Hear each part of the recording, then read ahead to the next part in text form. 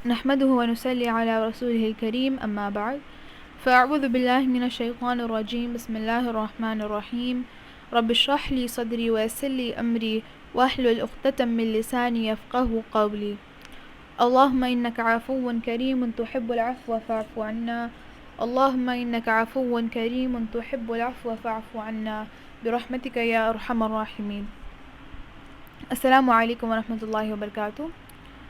Today is the second day of our series and we are going to continue the story where we left off. But before we continue, I would like to remind all of us that the sole purpose of this series is to make us realize the importance of the time we have right now, so that we can use our time more productively and please Allah subhanahu wa ta'ala. May Allah subhanahu wa ta'ala help us and may He be pleased with us. Ameen. Let us continue our series now. I realize people are so helpless. They can't do anything.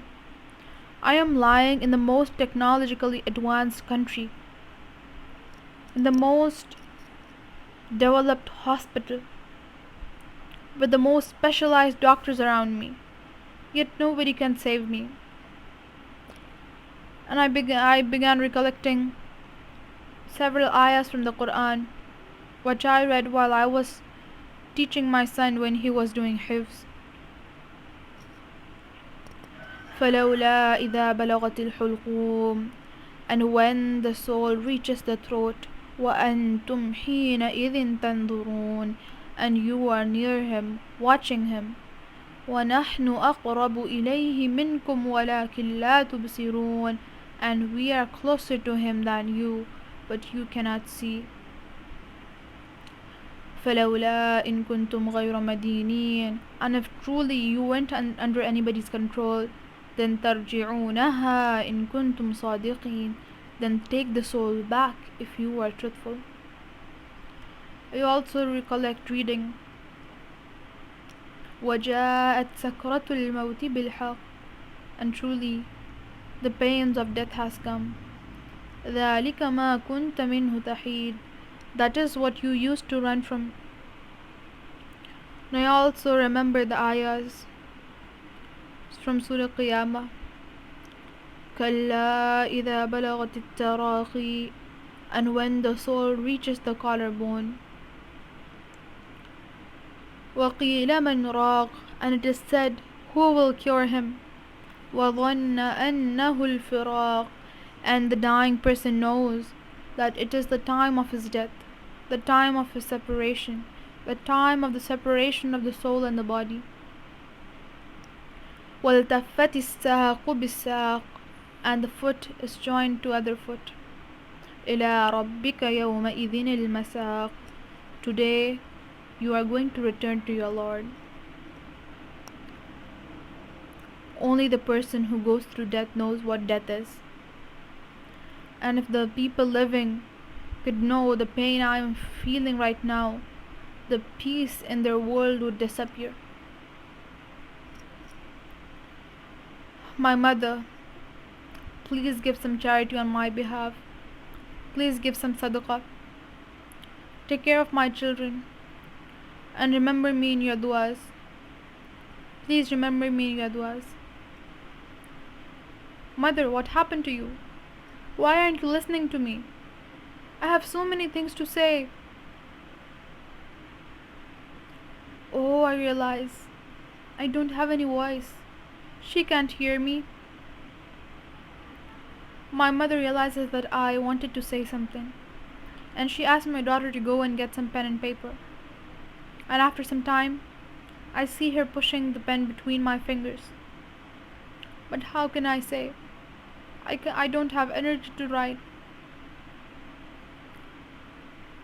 I see the strangers getting closer to me, and between the sounds of sobbing and crying, I can hear a familiar voice. It was Dr. Khan.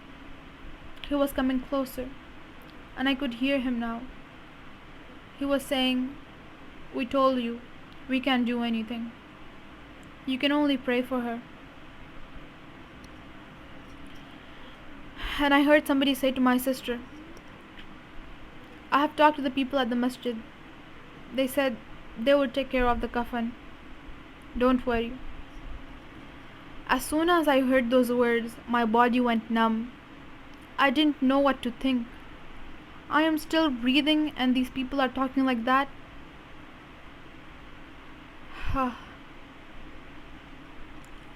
And then slowly, the sounds coming from the room became lower, and I could clearly hear the strangers calling me. They were saying, "Come, come," with so affection. It was as if a mother is calling her child. And I began feeling severe pain in my legs. It was as if somebody was ripping my legs apart, and my body was heavy as if a mountain was placed on it. And after some time, I didn't feel any pain coming from my legs, but the rest of my body was still in severe pain. Only if I could tell these people what I'm going through. Even though they are so closer to me, it is as if they are far away. I cannot communicate with them. And suddenly, something got stuck in my neck, in my throat, and one of the strangers came forward and took hold of me. And then he gave it to the other one, and the other one started wrapping me in the coffin. And I suddenly started feeling very light. I was feeling no pain. And I looked at my body and I was confused. I'm lying on the bed and I'm here. How is this possible? Oh, I realize that is my earthly body, and this is the true me. This is who I am. And looking at my body, my mother, she screamed out loud, and the doctor went ahead to check my heartbeat, and he was nodding his head in despair.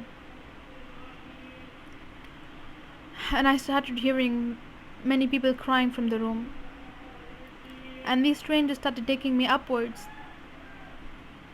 But I can still hear the people in the room around my body. I can hear my uncle console my mother. I can hear some other people consoling my children. And I can hear some of my relatives reciting the Quran. But why are you reciting the Quran now? What good is your recitation of the Quran going to do for me? Please pray for me. What is going to happen to me when I am laid in the qabr, in the grave? Please pray that my answering of the questions in the grave be easy on me. Please pray for me. But how can I tell them? And these strangers are taking me up, and as I look around me, the horizon is so beautiful. The upper we go, the more beautiful the horizon gets. And I can see so many others like these strangers with me. They are all so busy. Some are going while others are coming. And somebody passing by asks, "Who is this?" And the strangers reply, "It is Rumi bin Muhammad Ali." And now I can hear people starting to the hospital manager coming and asking the people to leave the room. And I can feel the nurses removing the needles from my body. Please be easy. Please go easy on me. It's hurtful. And then they put my body in a plaster bag, and they put it so roughly I can feel all the pain. Only if they could know. And then as we are going upwards, we approach a gate, a very big gate. The gate had guards around it, and the guards ask, "Who is it?" And the strangers reply, "It is Rumi bin Muhammad Ali." And thank God the guards were satisfied. They opened the gate and let me in. When I went in, I saw somebody, and at once I realized it was my dad. I said, "Abu, how are you?" And he replied me back, and I also saw my grandfather, my grandmother, and my uncle there. And they asked me about how I was and how the people in the world are. I said they are fine. And my father asked me about my mother. And then he asked me about our youngest uncle. I told them that he passed away last year. They said, well, he didn't come here. I said, he passed away after cutting off from the family, and bad company had spoiled him. My grandmother and my father were very grief-stricken to know that. And suddenly I began feeling some pain. It was as if somebody was moving my body in the world. Ah, what is happening? Who is doing this? Let us see that in the next episode. Let us stop here. May Allah subhanahu wa ta'ala help us realize the importance of turning to Him right now and utilizing our times more productively. سبحانك اللهم بحمدك نشهد أن لا إله إلا أنت نستغفرك ونتوب إليك. سبحانك اللهم بحمدك نشهد أن لا إله إلا أنت نستغفرك ونتوب إليك. اللهم صل على محمد وعلى آل محمد كما صليت على إبراهيم وعلى آل إبراهيم إنك حميد مجيد. السلام عليكم ورحمة الله وبركاته.